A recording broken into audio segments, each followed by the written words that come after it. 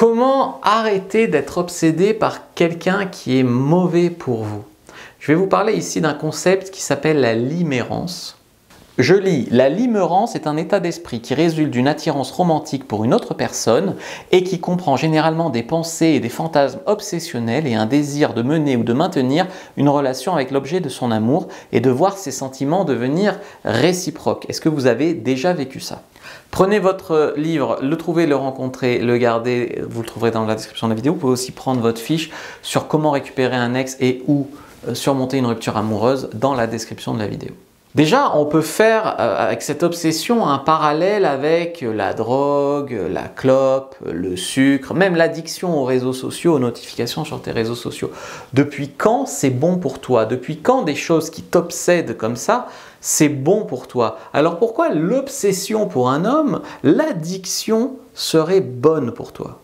En fait, la première chose, c'est d'arrêter de se faire des films. C'est-à-dire que par exemple, si un homme ne te donne pas de nouvelles pendant 3 jours, toi tu prévois ton week-end pour le voir, puis au dernier moment il te dit « Ouais, je passerai samedi à 23 h », tu as le choix de voir « Ouais, il va venir me voir, trop bien, c'est un signe d'intérêt, je peux continuer à espérer ». Ou tu peux voir, en fait, je vais réserver mon week-end, il vient me voir à 23 h pour tirer son coup. En fait, il faut arrêter de ne voir que ce qui t'arrange et essayer de voir dans son ensemble aussi les mauvaises choses de cet homme-là. Les femmes se disent, en fait, logiquement, il n'est pas pour moi. Émotionnellement, il me fait du mal, mais toujours émotionnellement, je le veux. Je le veux. Factuellement, depuis que je le connais, je suis déprimé, je ne suis pas heureux, je fais le yo-yo émotionnel, je suis machin, mais émotionnellement, je le veux. En fait, ce qui se passe dans le cerveau, c'est un bug dans le cerveau. On croit que si une personne nous snob ou que si une personne n'est pas intéressée par nous, nous met un râteau par exemple, on croit que c'est parce que cette personne est mieux que nous. Et donc, paradoxalement, on se dit si ce mec me snob, c'est qu'il est mieux que moi, donc j'aurai la chance de l'avoir, donc je vais me battre pour l'avoir. C'est ça qui se passe dans le cerveau émotionnel, ce qui est complètement fou parce que tu peux tomber sur un connard ou sur un mec, même qui n'est pas un connard mais qui voit bien que vous n'êtes pas compatible, qui veut pas plus avec toi, et toi ça te fait tomber encore plus folle de lui, obsédée par lui, j'ai pas envie de dire amoureuse parce que ce n'est pas de l'amour, c'est de l'obsession. Du coup, par ego, ou pour te prouver des choses, ou voilà, t'essayes de l'avoir, tu t'accroches, enfin, ça t'obsède. Plus tu investis des efforts, du temps dépensé, temps, énergie, argent pensé dans cet homme, plus il t'obsède, alors qu'à la base, c'est peut-être juste un con. Laissez-moi vous dire qu'il y a toutes les chances du monde que vous l'idéalisiez, ce gars. Vous le mettez sur un piédestal. Ou alors, c'est même pas le gars que vous idéalisez. Vous idéalisez la relation que vous pourriez avoir tous les deux. Parce que peut-être que vous avez passé une soirée ou deux agréable dans un bar. Eh bien, ça y est, vous extrapolez que la vie entière avec lui serait magique comme cette soirée-là. Non, non, c'est juste une soirée agréable, un premier rendez-vous agréable. C'est la suite de la relation qui décidera si vous êtes compatible, s'il est vraiment aussi charmant qu'il en a l'air, si vous êtes vraiment aussi compatible que ce que vous pensez. C'est pas vous.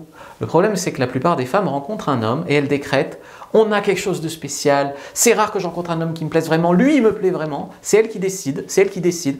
Elle veut pas voir tous les défauts, elle veut pas voir tout ce qui va pas, tout ce qui n'est pas compatible. Alors bien sûr, des fois tu rencontres un homme qui te plaît, avec qui tu as une connexion, et puis c'est fluide et ça marche. Donc dans ce cas-là, vas-y. Mais si tu rencontres un homme, que tu sens une connexion, mais qu'elle n'est pas réciproque, ou que tu dis il est trop charmant, il me plaît, mais qui te traite comme une merde, c'est que toi tu as décidé qu'il était trop charmant, ou toi tu as décidé que tu devais avoir une relation avec lui. Mais c'est pas que toi qui décides. D'ailleurs, c'est pas quelque chose que tu devrais décider. J'ai une super relation avec lui. Ah bon? Ça fait 3 jours qu'il t'a pas répondu. Vous avez une super connexion, t'es sûr? Comprenez que cet homme, ce n'est pas la personne idéalisée que vous voulez qu'il soit.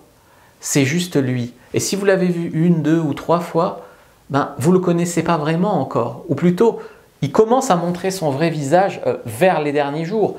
Donc, tu ne montres pas tout à fait ton vrai visage au premier rendez-vous. Tu montres une vision idéalisée de toi. Donc la vraie toi, c'est avec le temps. Lui, c'est pareil. Les femmes qui restent avec un gars, elles disent que la relation est à chier. Mais comme au début, c'était cool, elles restent. Non, le vrai, c'est maintenant, c'est pas au début. Bien sûr, il faut que le début soit cool, mais l'important, c'est après. Finalement, comme toutes les drogues, comme tous les passe-temps réseaux sociaux, etc., ça n'attrape dans son engrenage que les gens qui y laissent la place, d'accord? Donc, finalement, tu n'as pas une vie assez remplie, tu ne fais pas assez de rencontres avec des hommes. Si tu veux changer ça, tu peux t'inscrire à mon accompagnement sur 20 semaines, l'Académie de la séduction, et on va changer ça. Sinon, tu peux continuer comme ça et vivre et revivre ça encore et encore et encore. Likez, commentez, partagez, dites-moi ce que vous en pensez, rejoignez l'Académie et prenez votre fiche gratuite en lien en bio. En description plutôt.